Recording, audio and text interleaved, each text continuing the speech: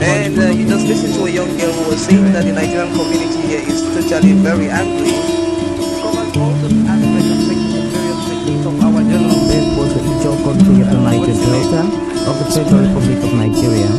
He went to several schools. His major academic genesis was at the government college, Ujeli. Go gather, destroy their food. With the camp and that other camp, some more camp. You don't compensate everybody. In its key generation sometimes. Today our focus will be on the style of K.C. Clark, a poet and writer, and we shall also be very interested in his point Akmo dancer. Some lives are meaningful, some are empty. Lives that are meaningful, with too much meaning and riches to offer humankind. Long after some of these earthly adventures and more, one can still find footprints of these great lives on the pavements of our contemporary life. Good evening, you're welcome to the program Green Planet.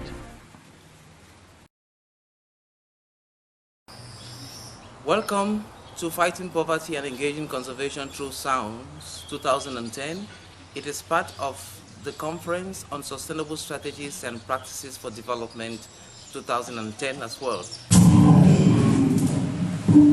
I don't stand here as a teacher, I'm not here to give a lecture, I'm here to prompt the discussion, and that's the way I want us to take it.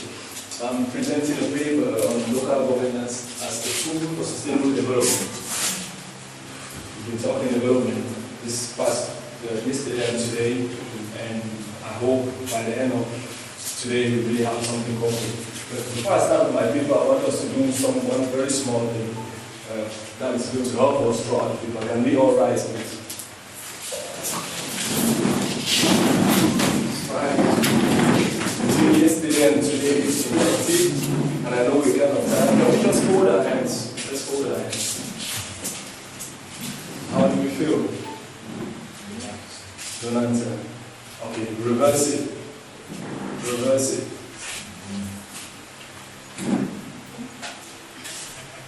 How do you feel? Still don't answer. But I can assure you that between the first time and the second time first time you're comfortable, the second time you're uncomfortable, a little uncomfortable. And at both times you're holding your hands. So there are always two ways of doing things. Let's just bear that in mind. Some things I might say might not tie to your goals or the way you see things, but just know that there are other ways of doing things. Thank you for listening now.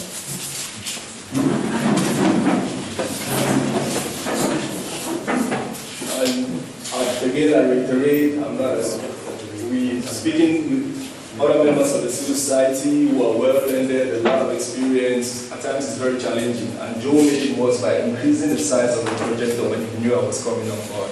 I'll deal with him. So more or less that's what's going to be in my paper. I'll do a small abstract on what I want to do, like in terms of local governance as a tool for sustainability. Try to define key terms like local governance, sustainability, development tools. And then we'll get to, I want us to talk a little on decentralization, the mission of RLAs, that is regional and local authorities, and civil society organizations that we are, and population participation in governance, and how population participation ensures sustainability, because that's one thing I'm proposing as the tool for sustainability. Also, I want us to look at the collaboration between civil society organizations and local authorities, which I think is also very important for sustainability. And I will propose a way forward that's not a Bible, and that's why I avoided standing at the pulpit. It's just my proposals, and we'll be together. Okay, for the abstract. Okay. Human beings essentially strive to get better every day, and that's why we're here. It is equally said that two heads are better than one, which is proven right. This leads us to the assumption that every person wants development, and every time two heads or more put their heads together, the result is even greater development. Communication plays a very important role in participation, which we're going to see eventually. And poor communication has as a result poor participation, hence for development, because if we agree that two heads, do we agree that two heads are better than one? Yeah. If we agree that two heads are better than one, it means that if we are not able to bring the two heads to communicate, we cannot reap the fruits of that the sharing of these two heads. Just go further to say the Assembly of Youth for a Sustainable Environment and Development, which I'm the narrator, we call it ASYOUSED, that's the acronym. From its experience working in the field with communities, believes that involving the population directly in the management of their development at all levels can go a long way in making development sustainable. More often than not, the population only knows about development projects at the implementation phase. We see that every day in our communities. They just provoke. It is important that they be involved from the identification phase, implementation phase, evaluation phase. We shall look at how the local authorities, in this case, who specialize and will look more closely at cancers, and civil societies can enable the population participate directly in the management of development, the development process. Please note that on every slide I indicate this, I think purple column is just something that you can lead to prop that I'm not indicate anything on there. So for the introduction, I would also want to state here that most of the times what we've noticed around is that when people are appointed to represent people, they alienate those who appointed them. An appointed person cannot exist without the electorate. So, and I'm going to look at, you permit me use the experiences like of our past projects so that we can see how, because it's something that we've tried to use, that is local participation in implementation. Permit me use some of our examples so that we can see how it has been effective in certain places. So under introduction, look at this local governance system. So for local, in this what I see as local here, we mean people living in a limited area or neighborhood. Like when we call a meeting to decide what's for the good for the Ngeme people, and somebody comes in from my floor, in that case, is he going to be a local? Is he going to be considered a local? Okay, so it shows that geographical demarcation plays a very important role in local. Every time we talk about local, we should always have in mind that there's a geographical indication, which should generally be small. Okay, I'll give an example. For governance, I see governance as institutional management of public affairs in a defined geographical area. Again, you see the aspect of defined geographical area coming in. For the past, we've had situations where people from out of our geographical areas come in and then they want to make decisions for us. They think they know better than us and stuff like that. I don't always think that that leads to sustainability in the implementation of projects. We have seen many projects fail just because they were transplanted from other localities into our locality. So, you see that's the management of. And, excuse me, please, just one quick question. Why do you think the governance is important?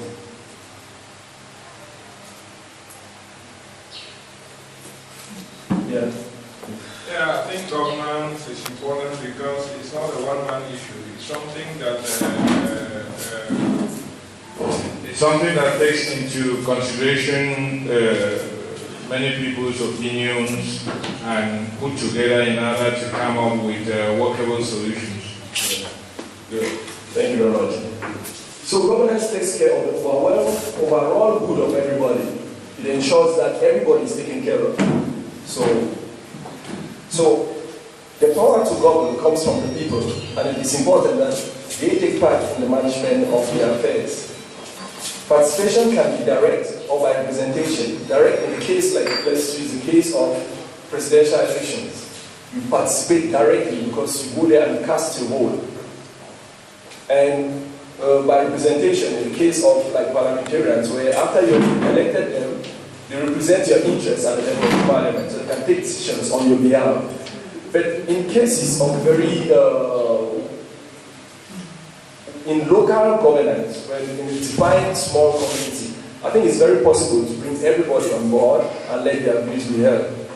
Most of the times, representative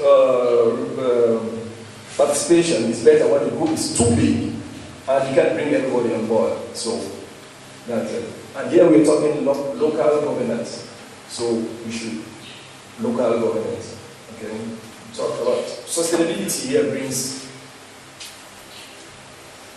to mind maintenance, continue, like projects that the community will be able to maintain after the initiators have left, projects that will continue after the initiators have left, projects that will carry on, that can keep on going without the initiators being present. Because there's a lot of work to be done, and when you initiate a project somewhere, before you know it, you have to move somewhere else to work. And you can't be everywhere at any time. So it's very important that when we lay down our projects, we should make sure that it can continue when we are not there. And to me, that's what I see as sustainability. So, development is to build, is to increase, is to grow. If I'm wrong, please, somebody can. Okay, I think we agree. I think I have another view about development, which is transformation. So, and I could see it in two different directions. It could either be regression, which is negative development. It could also be progressive, which is positive development. That's true, but I just wanted to limit it to progressive because that's why we're here. We can't see to, if I want progressive development, I'll hook up with archive and guides. You know, it's very easy. So, also another way, there's always room for development because if you see development as increasing, as moving forward, you know that there's no limit. Today, first we had fixed phones, and then we wanted the liberty. You can sit at home all day and wait for a call. You wanted to be out and be able to have your calls. Then cell phones came in. Then it was not enough. We need a phone that can keep us, play us music and just accompany us. We had that. That's still not enough. We want videos. We had it. It's still not enough. We want TV. Now we have phones with TV on it. And people still don't use. So there's always room for development. That's just one aspect that has developed in a very short while in our lifetime. So, and that I'm sure this last point, development should be for the betterment of persons involved in it. That's where it brings out that it's clear that it's progressive, not regressive. Okay, tools. What's a tool? Instruments or means used to attain a particular objective. These keywords are just the keywords that are used in my presentation. I don't want to be misunderstood. That's why I thought it was important that I share with you my mind frame, communicate, so that we get to the same level, so that we can see things from about the same level. Now, I'm talking about local governance. I'm talking about local governance here. And when you talk about local governance, who's the number one actor? Who should be the number one actor of development in any local community?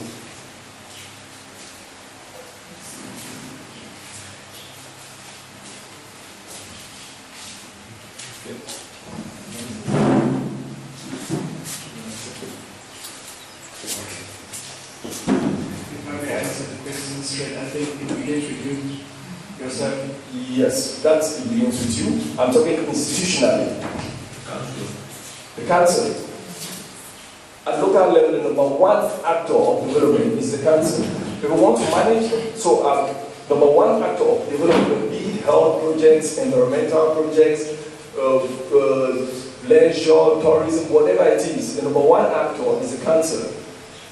And now in Cameroon, we are experiencing the more transfer of power from the central government to the councils. So the councils, by virtue of the decentralization law, decentralization here should be seen as stipulated in the law number 2004/0417 or July 2004. I'm talking decentralization in that context. I'm sure all of us have heard about the new decentralization, the new dispensations that have been transferred to the council under the decentralization law. Now our clinics, our health centers are managed by the councils, the primary schools are managed by the councils, local forests and reserve councils. You see that the councils, they have a lot of work that's been expected of them. And actually now, if I'm not mistaken, mayors are requesting that they should be given at least 10% of the national budget as from next year so that they can better execute these functions, which means that's a lot of money, resources that will be transferred to them if it is approved. So, this mode of decentralization allows each group to choose a poverty reduction strategy in a participatory approach, taking into account specific environmental potentials, culture and constraints. Cameroon is, we say we have more than 250 ethnic groups. Somebody had a friend who did a research on languages, said we did a research, there are more than 200, and there are about 290 ethnic languages in Cameroon. That if you say one ethnic language to an ethnic group, so it's like 290.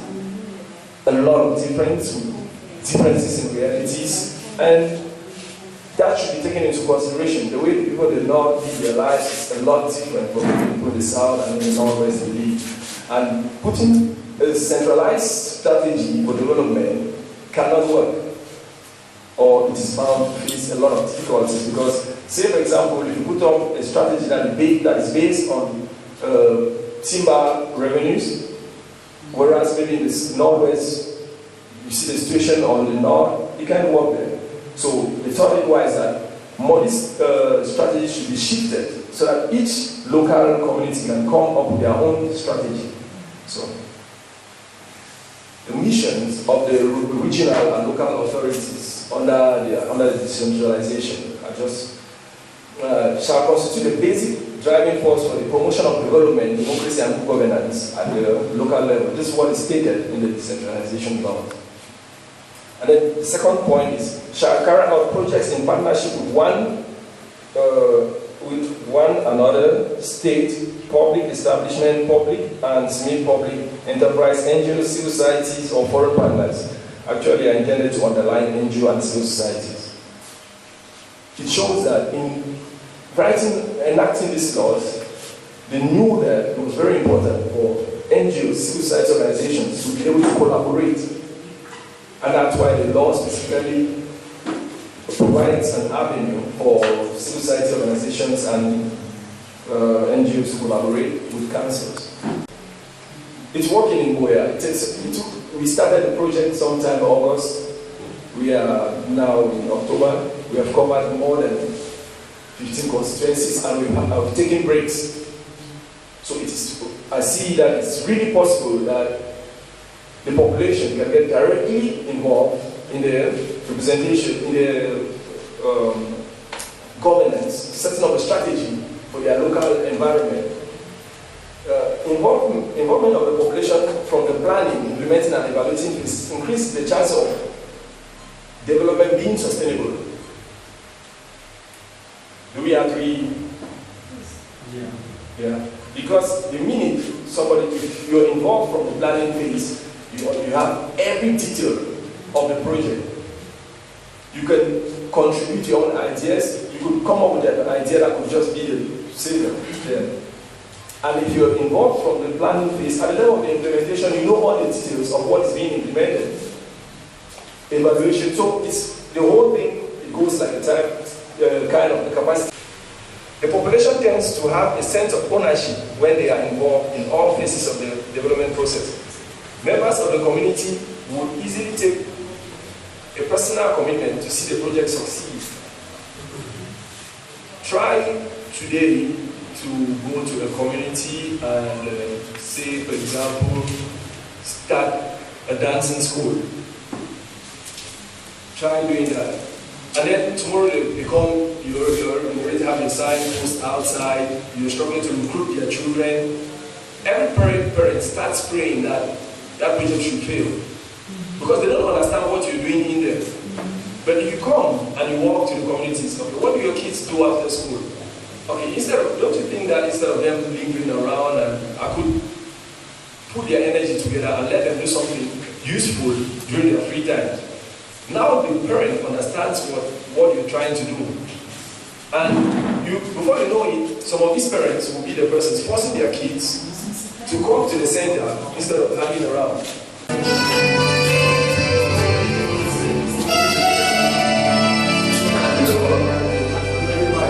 Yes.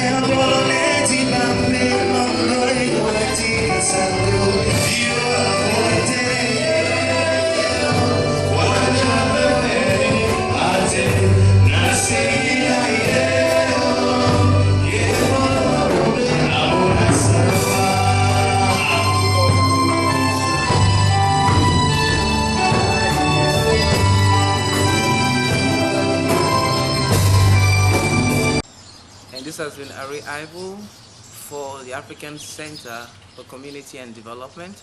I have been reporting on the conference on sustainable strategies and practices for development and on the workshop Fighting Poverty and Engaging Conservation Through Sounds 2010. That other coming, some more coming. You compensate everybody. In its key generation sometimes.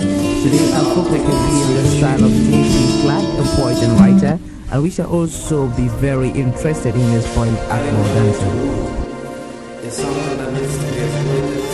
lives are meaningful, some are empty. Lives that are meaningful, with too much meaning and riches to offer humankind. After some of these earthly adventures and more, one can still find footprints of these great lives on the pavements of our contemporary life. Good evening, you're welcome to the program Green Planet.